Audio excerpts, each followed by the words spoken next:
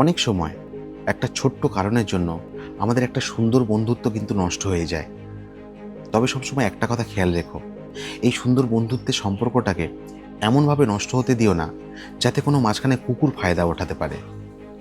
এমন একটা সুন্দর গল্প শোনাবো তোমাদেরকে আজ। জঙ্গলে দুটো নেকড়ে থাকতো। তারা ভীষণ ভালো বন্ধু, কিন্তু একটা ছোট্ট কারণের জন্য তাদের মধ্যে ঝগড়া হয়। বেশ কয়েক বছর হয়ে গেছে তারা একে অপরের সাথে কথা বলে না। এমন সময় একদিন একটা নেকড়ে তার পরিবারের সাথে জঙ্গল দিয়ে হেঁটে যাচ্ছে। এটা দেখে একদল কুকুর সেই নেকড়ের পরিবারের উপরে আক্রমণ করে। এটা দেখার পরে অপর যে নেকড়েটা ছিল, যার সাথে ঝগড়া হয়েছিল, সে কিন্তু চুপচাপ বসেছিল না। সে দেখলো বন্ধুর বিপদ, তাই সেই কুকুরের দলের উপরে আক্রমণ করে।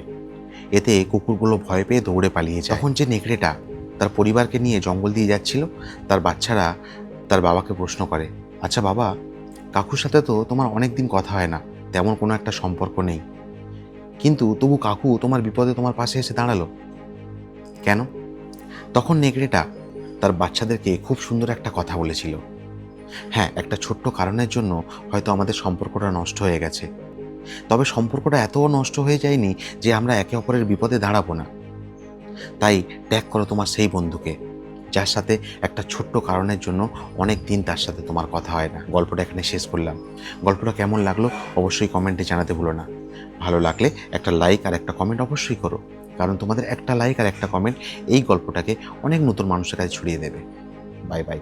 সবাই ভালো থেকো, সুস্থ থেকো, সবাইকে ভালো রেখো।